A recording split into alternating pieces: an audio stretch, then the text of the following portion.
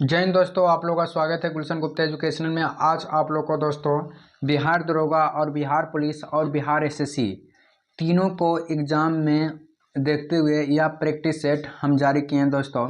जो रोशन आनंद सर के द्वारा बुक है, जो बिहार दरोगा जो 3rd एडिशन है, इसी में देखिए दोस्तों, बिहार पुलिस रही है, बिहार दरोगा रही है, बिहार एसएससी रहे, जीके तो पूछेगा, साइंस तो पूछेगा। इसीलिए हम कंप्लीट इस बुक का हम सोल्यूशन देने में जो टॉप 50 एमसीक्यूज देंगे फुल एक्सप्लेनेशन के साथ। आज सेट 2 है, संपूर्ण प्रैक्टिस सेट होगा दोस्तों एक ही वीडियो में। देखिए वीडियो शुरू करते हैं। अभी है दोस्तों, जो देखिए परीक्षा तिथि हुआ था 3/9/2023, जो 3 तारीख 9वां महीने 2023 को जो बिहार दरोगा परीक्षा हुआ उसी का ओरिजिनल क्वेश्चन है। इन्हें याद रखिए कि बिहार दरोगा में पूछे तो बिहार एसएससी में नहीं पूछेगा, बिहार पुलिस में नहीं पूछेगा, सब एग्जाम में कहा कि जीके जीएस का वेटेज सब में बराबर होता है दोस्तों। हाँ, ऊपर नीचे क्वेश्चन होता है, लेकिन हम हाई लेवल पढ़िएगा तो आप लोग क्वेश्चन जरूर से जरूर लगाइएगा। इसमें देखिए पहला क्वेश्चन है, toilet man of India. Toilet man of India किसे कहा जाता है? तो ऑप्शन नंबर बी हो जाएगा दोस्तों। क्या हो जाएगा? बी हो जाएगा।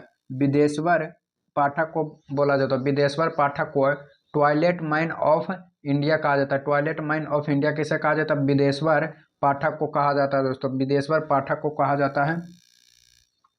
इसके बारे में हम पूरा अध्ययन करते हैं। ट्वाइलेट मैन ऑफ इंडिया के नाम से विदेश्वर पाठक को जाना जाता है। इनका जन्म बिहार के वैशाली जिला में 1943 ईस्वी में हुआ था। इनका जन्म बिहार के वैशाली जिला में 1943 ईस्वी में हुआ था।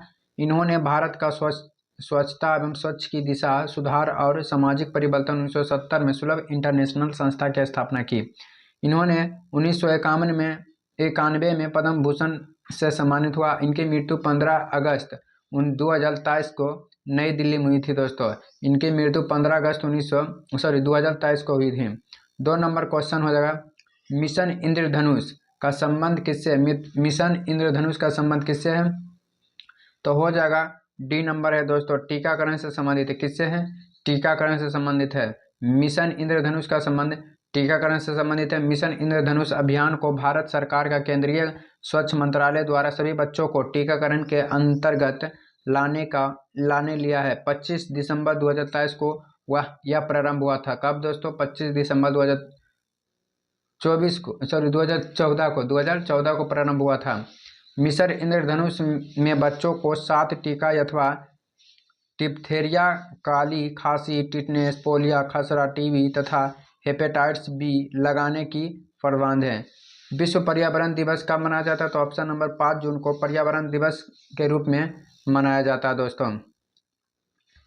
विश्व पर्यावरण दिवस 5 जून को मनाया जाता है। कब? 5 जून को मनाया जाता है विश्व पर्यावरण दिवस। यूएनईपी के पहल हैं दोस्तों, यूएनईपी का पहल है। इसका निर्माण स्टॉकहोम सम्मेलन 1972 में लिया गया था। इसका निर्णय स्टॉकहोम सम्मेलन 1972 में लिया गया था। विश्व यह पहला पर्यावरण दिवस 1974 में मनाया गया था। विश्व पर्यावरण दिवस 2023 का थीम था बीट प्लास्टिक पोल्यूशन। संयुक्त राष्ट्र पर्यावरण कार्यक्रम का गठन संयुक्त राष्ट्र महासभा स्वीडन जो स्टॉकहोम में मानव पर्यावरण पर जो कॉन्फ्रेंस के परिणाम स्वरूप हुआ था दोस्तों। 4 नंबर क्वेश्चन हो जाएगा, प्रथम पृथ्वी सम्मेलन कहाँ आयोजित हुआ था? तो ऑप्शन नंबर बी हो जाएगा, रियो डी जेनेरो में हुआ था दोस्तों। प्रथम पृथ्वी सम्मेलन कब हुआ था? रियो डी जेनेरो में हुआ था दोस्तों। कहाँ? रियो डी जेनेरो में हुआ था। प्रथम पृथ्वी सम्मेलन रियो डी जेनेरो में आयोजित किया गया था। वर्ष 1992 इसमें ब्राजील में रियो डी जेनेरो शहर जो पर्यावरण संरक्षण एवं सामाजिक आर्थिक विकास से जुड़ी तत्कालीन है दोस्तों। यह पृथ्वी शिखर सम्मेलन में किया जाता है। इस सम्मेलन में सतत विकास हेतु वैश्विक कार्य योजना जो एजेंडा 21 को अपनाया गया था। Rio+10 जोहान्सबर्ग जो 2002 में दक्षिण अफ्रीका के जोहान्सबर्ग में आयोजित किया गया था। इसे पृथ्वी सम्मेलन 2002 को माना जाता है। अगला है 2026 में फीफा 2026 में फीफा विश्व कप कहाँ आयोजित किया जाता है? तो ऑप्शन नंबर ए हो जाएगा, यूएसए, कनाडा और मेक्सिको में आयोजित होगा। 22वां फीफा फुटबॉल विश्व कप 2022 कतार में आयोजित किया गया था। जो विजेता था कौन था दोस्तों? अर्जेंटीना था। उप विजेता फ्रांस था। फीफा महिला फुटबॉल विश्व कप 2023 में ऑस्ट्रेलिया तथा न्यूजीलैंड में आयोजित किया गया था। विजेता स्पेन था और विजेता इंग्लैंड। फीफा अंडर 17 महिला कप 2022 को भारत में आयोजित किया गया था। विजेता स्पेन और विजेता कोलंबिया था दोस्तों। अगला नंबर क्वेश्चन हो जाएगा 6 नंबर क्वेश्चन। मस्तिष्क का सबसे बड़ा भाग कौन सा होता है? मस्तिष्क का सबसे बड़ा भाग कौन होता है? तो सेरिब्रम जो है मस्तिष्क का सबसे बड़ा भाग होता है। मस्तिष्क का सबसे बड़ा भाग सेरिब्रम जो परम मस्तिष्क है दोस्तों, परम मस्तिष्क के अंतर्गत आता है। मानव मस्तिष्क में 3 प्रमुख भागों में बांटा गया है दोस्तों, अग्र मस्तिष्क, मध्य मस्तिष्क और पक्ष मस्तिष्क। मनुष्य का जो दिमाग होता है 3 कैटेगरी में बांटा गया था, अग्र मस्तिष्क और पक्ष मस्तिष्क और मध्य मस्तिष्क। अब अग्र मस्तिष्क में क्या होता है? अग्र मस्तिष्क को भी 2 भागों में बांटा गया, परम मस्तिष्क। यह मस्तिष्क का सबसे बड़ा भाग होता है। यह संपूर्ण मस्तिष्क का लगभग 2/3 हिस्सा होते हैं। मानव में किसी बात के सोचने, समझने आदि शक्ति, स्मरण शक्ति, घृणा, प्रेम, भय, अनुभव जैसी क्रियाओं का निर्णय यह समन्वय परम मस्तिष्क द्वारा होता है। यह मस्तिष्क अन्य भागों के कार्य में नियंत्रण करता है। वो अगला बी में है दोस्तों, अगला मस्तिष्क है परम मस्तिष्क का जो 3 भाग डाइएनासेफ्लोन है दोस्तों। यह अग्र मस्तिष्क का एक भाग है। यह अधिक या कम ताप के आभास या दर्द या रोने जैसी क्रियाएं नियंत्रण होता है। मध्य मस्तिष्क का 2 भाग होता है। वो होता है कार्पोड्रियोजेमिनिया जो दृष्टि से श्रवण शक्ति या नियंत्रण करता है। सेरिब्रम पेंडिकल यह तंतु का बंडल होता है। यह सेरिब्रम कार्टेक्स का मस्तिष्क होता है। अन्य भागों मेरुरज्जु से जुड़ता है, मेरुरज्जु से जुड़ता है। पक्ष मस्तिष्क के 2 भागों अनुमस्तिष्क और मस्तिष्क स्टेप। यह मुद्रा, यह समन्वय, संतुलन, ऐच्छिक पेशियों को गतियों इत्यादि को नियंत्रण करता है। यह शरीर का संतुलन बनाए रखता है। एगो पोन्स बेरोलाई, एगो है मेंडुला ऑब्लोगेटा। यह श्वसन के दौरान नियंत्रण करता है। यह अनैच्छिक क्रियाओं को नियंत्रण करता है। हृदय की धड़कन, रक्तचाप, श्वसन क्रिया नियंत्रण करता है। इसके द्वारा विभिन्न फलती क्रिया जैसे खांसना, छींकना, उल्टी आना, रसों की श्रवण करता है दोस्तों। मंत्रिपरिषद का आकार होता है। मंत्रिपरिषद का आकार कैसा होता है? तो ऑप्शन नंबर बी, लगभग 15% होता है। लगभग 15%। मंत्रिपरिषद का आकार लगभग 15% होता है। इसका प्रावधान 91 संविधान संशोधन 2003 में जोड़ा गया था। केंद्रीय मंत्रिपरिषद में प्रधानमंत्री समेत मंत्रियों की अधिकतम संख्या लोकसभा में कुल सदस्यों का 15% से अधिक नहीं होगी।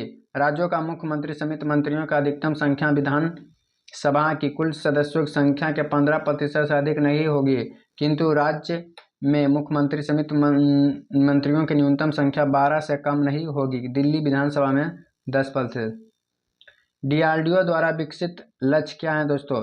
तो ऑप्शन नंबर होगा चालक रहित विमान। चालक रहित विमान दोस्तों, चालक गैस टरबाइन इंजन द्वारा संचालित एक लागत प्रभावी पुनः उपयोग करने योग्य उच्च सबसोनिक हवाई प्रणाली है। डीआरडीओ ने पैमानिक विकास प्रतिष्ठान एडीआई द्वारा विकसित और हिंदुस्तान एयरोनॉटिकल लिमिटेड द्वारा बनाया गया था। यह 1.5 किलोमीटर की लंबाई 2 लक्ष्य को भेद सकता है।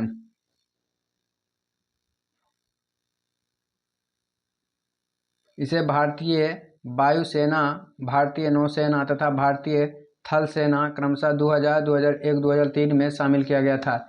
रक्षा अनुसंधान एवं विकास संगठन डीआरडीओ का गठन 1958 में किया गया था। इसका मुख्यालय नई दिल्ली में है। डीआरडीओ के अध्यक्ष समीर बी कामत हैं दोस्तों। बिहार के सबसे बड़ा ऑक्सिब झील कौन सा है? तो ऑप्शन नंबर डी, कुबर झील है। बिहार का सबसे बड़ी ऑक्सिब झील कुबर झील है। कुबर झील को एशिया का सबसे बड़ी ताजे पानी का गोखुर ये झील के रूप में जाना जाता है। यह बिहार के बेगूसराय जिला में स्थित है। कुबर झील बिहार की पहली और देश की 39वें रामसार साइट्स है। लेक्टोमीटर किस सिद्धांत पर कार्य करता है दोस्तों? लेक्टोमीटर, तो ऑप्शन नंबर सी हो जाएगा आर्किमिडीज के सिद्धांत पर। लेक्टोमीटर जो है आर्किमिडीज के सिद्धांत पर कार्य करता है। आर्किमिडीज है जब कोई वस्तु किसी द्रव में पूरी अथवा आंशिक रूप से डुबाई जाती है, मतलब पूरी या आंशिक रूप से डुबाई जाती है आंशिक रूप से, तो उसका भार में आभासी कमी होती है, मतलब उसका भार में आभासी कमी। तो भार में यह आभास कमी द्वारा हटाए गए द्रव्य को भार के बराबर होता है, उसे आर्किमिडीज का सिद्धांत कहा जाता है। हाइड्रोमीटर आर्किमिडीज के सिद्धांत पर कार्य करता है। रक्षा पेटी पनडुब्बी आर्किमिडीज के सिद्धांत पर कार्य करता है। निम्नलिखित में से किस राज्य से होकर कर्क रेखा गुजरती है? तो इसका ट्रिक है मित्र पर गमछा झार। मित्र पर गमछा झार। मी से मिजोरम, त्रा से त्रिपुरा, मित्र पर पा से पंजाब, रा से राजस्थान। तो हो जाएगा दोस्तों मित्र पर गमछा झार। गमछा छा गामा माह हो गया Madhya Pradesh, option number C हो जाएगा। कर्क रेखा मध्य प्रदेश से होकर गुजरता है। कर्क रेखा उत्तर गोलार्ध विषुवत रेखा से 27 डिग्री उत्तरी दूरी पर है। कर्क रेखा 7 और 8 राज्यों से होकर गुजरे। गुजरात मध्य प्रदेश, राजस्थान मध्य प्रदेश, छत्तीसगढ़, झारखंड, पश्चिम बंगाल और त्रिपुरा में मिजोरम से होकर। भारत में माही नदी कर्क रेखा के 2 बार काटती है। भारत में जो माही नदी है कर्क रेखा को 2 बार काटती है दोस्तों। बूढ़ी गंडक किसकी सहायक नदी है? ऑप्शन नंबर ए हो जाएगा, गंगा के हो जाएगा। बूढ़ी गंडक जो गंगा नदी के सहायक है। बूढ़ी गंडक समेश्वर श्रेणी के पश्चिम भाग में निकलकर पश्चिम चंपारण, पूर्वी चंपारण, मुजफ्फरपुर, समस्तीपुर, बेगूसराय जिला में बहती हुई अंत में यह खगड़िया जिला में गंगा नदी में मिल जाता है। इसकी सहायक नदी महासान है, बलोरा है, त्योहार है, धनोती आदि हैं। गंगा का प्रमुख नदियाँ उत्तर दिशा में बाएं किनारे रामसागर, गोमती, घाघरा, गंडक, बूढ़ी गंडक, कोसी, महानदी। और दक्षिण में टोस, यमुना, कर्मनाश, सोना, पुनपुन, क्यूल। नर्मदा नदी कहाँ से निकलती है? तो ऑप्शन नंबर हो जाएगा नर्मदा नदी बी नंबर हो जाएगा, अमरकंटक से निकलती है दोस्तों। अमरकंटक से नर्मदा नदी का बहाव होती है। मध्य प्रदेश में अमरकंटक की पहाड़ी निकलने के पश्चिम या उत्तर में विंध्य पर्वत तथा दक्षिण में सतपुड़ी पर्वत के मध्य भ्रस्य घाटी से होकर बहती हुई अरब सागर की खमात खाड़ी में पहुंचती है। नर्मदा नदी की लंबाई 1312 किलोमीटर है। 1312 किलोमीटर। यह जब्बलपुर के पास भेड़ा घाट के संग मरमर शैली को काटकर धुआंधार जलप्रपात का निर्माण किया और संग नर्मदा में दाएं तट से मिलने वाली एक प्रमुख नदी है जो तावा, बांजरा, सेरा आदि इसकी अन्य सहायक नदियां हैं। बंगाल की दीवानी अधिकार अंग्रेज को मिला था। तो ऑप्शन नंबर ए इलाहाबाद के संधि द्वारा। बांग्ला की दीवानी के अंग्रेज के इलाहाबाद के संधि से प्राप्त हुआ था। इलाहाबाद का प्रथम संधि 12 अगस्त 1765 मुगल सम्राट शाह आलम द्वितीय तथा अंग्रेज गवर्नर लॉर्ड क्लाइव के मध्य संपन्न हुआ था। इस संधि के तहत कंपनी के द्वारा मुगल सम्राट को बंगाल, बिहार और उड़ीसा के दीवानी प्राप्त हुई। इसी बदले कंपनी की मुगल सम्राट 26 लाख रुपया की वार्षिक पेंशन देना स्वीकार किया।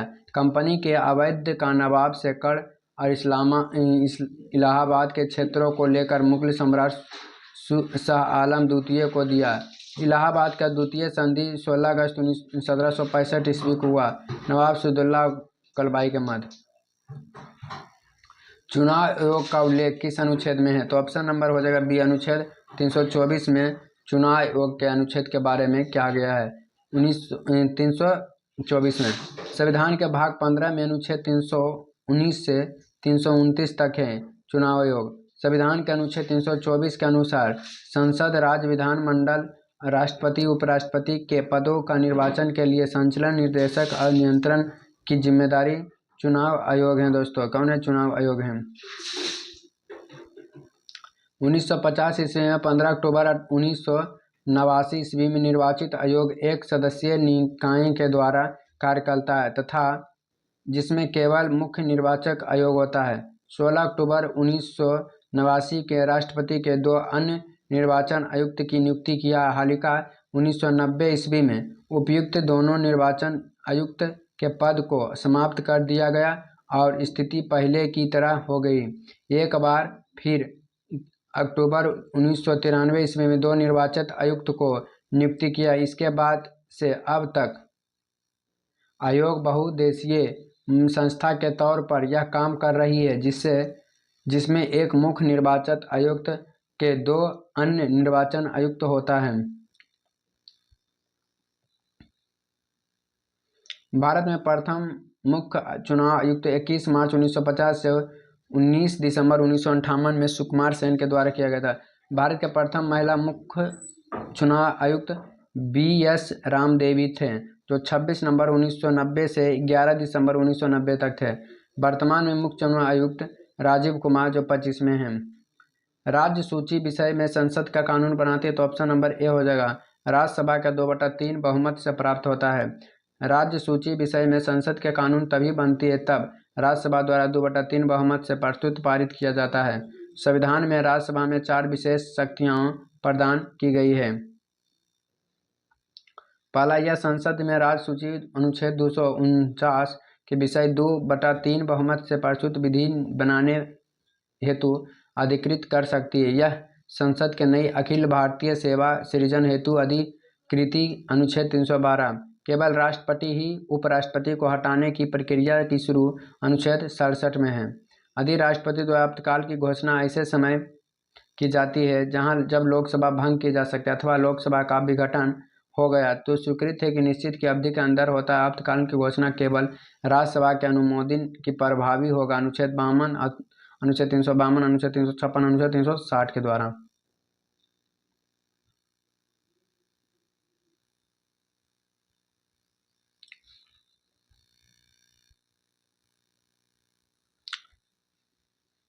संविधान में लोकसभा में निम्नलिखित विशेष शक्तियां प्रदान की गई राज्य के पास नहीं है। धन विधेयक अनुच्छेद 110 में प्रथम बार सिर्फ लोकसभा में ही पेश किया जा सकता है, राज्यसभा में नहीं। राज्यसभा में धन विधेयक को अस्वीकृत कर संशोधित नहीं कर सकती है। उसे इस विधेयक को सिफारिश के बिना 14 दिन के भीतर लोकसभा में लौटाना अनिवार्य होगा। 3 नंबर है, राज्यसभा में सिर्फ बजट पर चर्चा कर सकती, इसके अनुमोदन की मांग मतदान नहीं करती है। राष्ट्रीय आपातकाल समाप्त करने की संकल्प लोकसभा में पारित करता है। राज्यसभा अविश्वास और प्रस्ताव पारित कर मंत्रिपरिषद को नहीं हटा सकती, क्योंकि मंत्रिपरिषद को सामूहिक उत्तरदायित्व लोकसभा के प्रति है। 17 नंबर क्वेश्चन हो जाएगा, भारत के देशांतरीय विस्तार कितना है? ऑप्शन नंबर सी हो जाएगा 68 डिग्री 7 पूरब से 97 डिग्री 25 पूरब तक। भारत के देशांतरीय विस्तार 68 डिग्री 7 पूर्वी देशांतर से 97 डिग्री 25 पूर्वी देशांतर तक। भारत पूरी तरह से उत्तर पूर्व गोलार्ध में स्थित है। यहाँ 8 डिग्री 4 मिनट उत्तरी अक्षांश से 37 डिग्री 6 उत्तर अक्षांश के बीच होता है। भारत का क्षेत्रफल 32,263 वर्ग किलोमीटर होता है। विश्व के कुल भौगोलिक क्षेत्र का 2.4% होता है।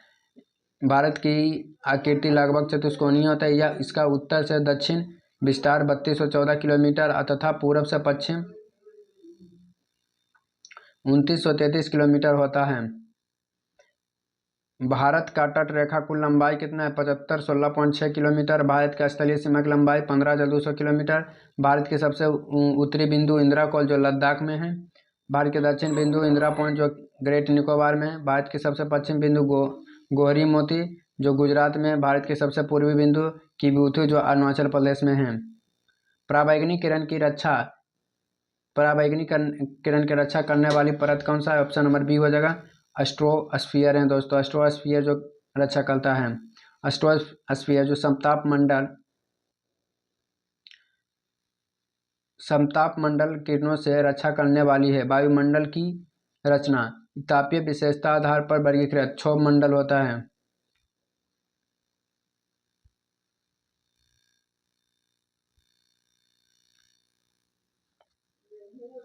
वायुमंडल में सबसे निचली परत को संवहन मंडल कहते हैं। वायुमंडल के सबसे निचली परत को संवहन मंडल कहते हैं। यह परिवर्तन मंडल अथवा क्षोभ मंडल कहा जाता है। इसकी औसत ऊंचाई 13 किलोमीटर होते हैं। और वह निकट 8 किलोमीटर, विषुवत वृत्त पर 18 किलोमीटर तक ऊंचाई विस्तृत है। क्षोभमंडल के मौसम संबंधित घटनाएं वाष्पीकृत संक्रमण, कोहरा, बादल और तड़ित छज्ज चक्रवात आदि घटती है।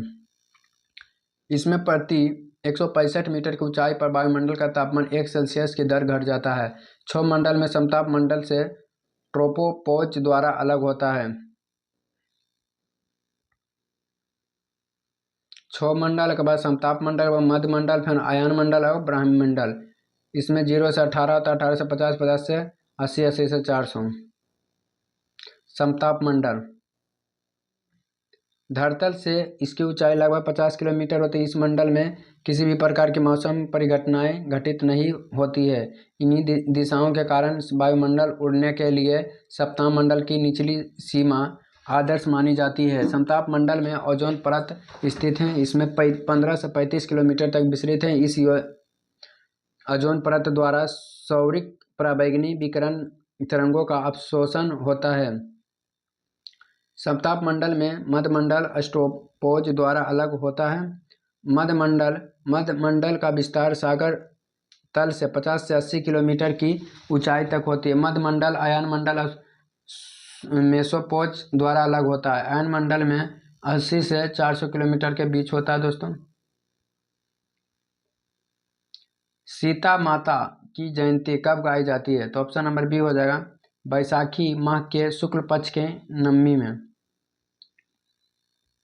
सीता माता की जयंती बैसाखी माह के शुक्ल पक्ष के नवमी में मनाई जाती है। हिंदू कैलेंडर में अनुसार सभी महीना चैत वैशाख जेठ आषाढ़ सावन भादो आश्विन कार्तिक मार्गशीर पौष माघ और फागुन। चैत माह से हिंदू नव वर्ष की शुरुआत होती है। सर्वाधिक ऊंचाई पर स्थित बादल क्या कहलाता है? ऑप्शन नंबर डी, पछाब बादल कहलाता है। क्या? पछाब बादल। सर्वाधिक ऊंचाई पर स्थित बादल पछाब बादल कहलाती है। औसत ऊंचाई के आधार पर बादलों की 3 वर्गों में बांटा गया है और 10 उपवर्ग में बांटा गया। उच्च बादल 600 से 20,000 6000 से 20,000 मीटर होना चाहिए।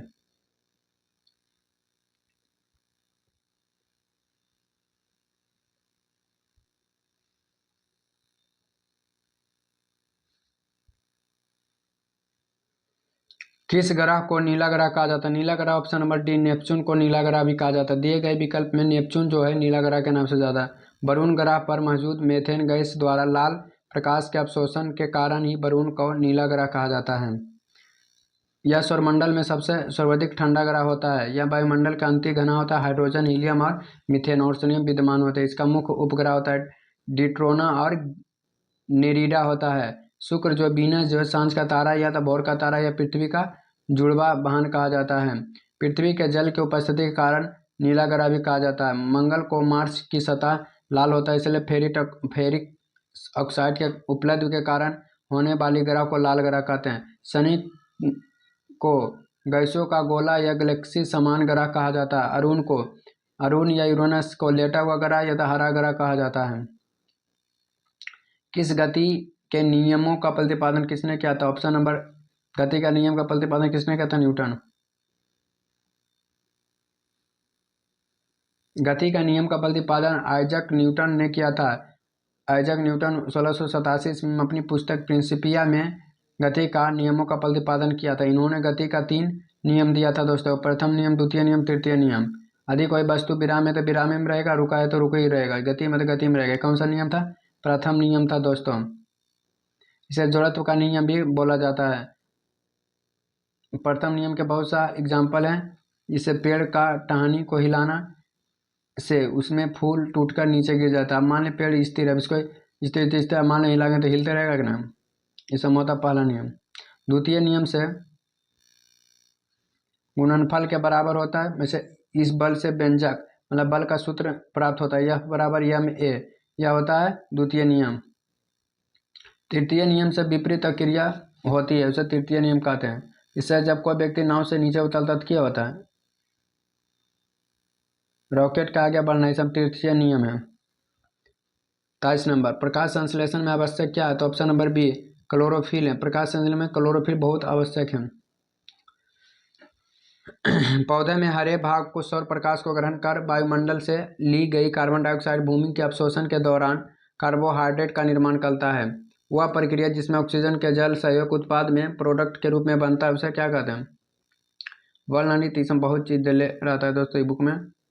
प्रकाश संश्लेषण सिर्फ हरे पौधे में कुछ जीवाणुओं को घटित होने वाली क्रिया है। सेवेल और हाइड्रिल जो जल में मिलते ही पूरा शरीर प्रकाश संश्लेषित हो जाता है।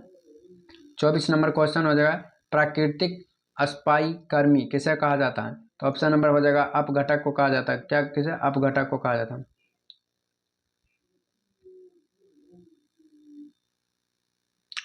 25 नंबर क्वेश्चन हो जाएगा, पंचायती राज व्यवस्था किस संविधान संशोधन से लिया गया था? ऑप्शन नंबर 73 संविधान संशोधन से लिया गया था। किसे? 73 संविधान संशोधन से। इसके बारे में पढ़ते हैं दोस्तों, यहाँ क्वेश्चन आता है। पंचायती राज व्यवस्था 73वें संविधान संशोधन से संबंधित है। 73वें संविधान संशोधन 1992 में पारित किया था। इस अधिनियम के संविधान का नया भाग IX1 क्यों होता है? नो, मतलब इसे पंचायत नाम दिया गया। IX अनुच्छेद 243 के ना तक प्रवान किया गया। 43वें संशोधन में 29वां कार्यकाल वस्तु हुआ था। इसमें निम्नलिखित समिति बलवंत राय समिति 1957, अशोक मेहता समिति 1977, BGB समिति 1985, LM सितवा समिति 1986, तुकन समिति 1988, गडगिल समिति 1988।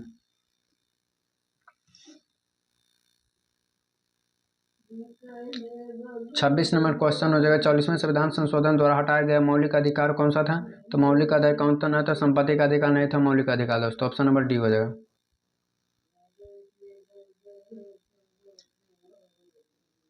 देखिए दोस्तों 25 तक करा दिए, अगला पार्ट आ जाएगा 26 से 50 तक। आगे वीडियो बहुत लंबा हो जाता है, देखने में बोरिंग होता है। आप लोग का दिन शुभ हो।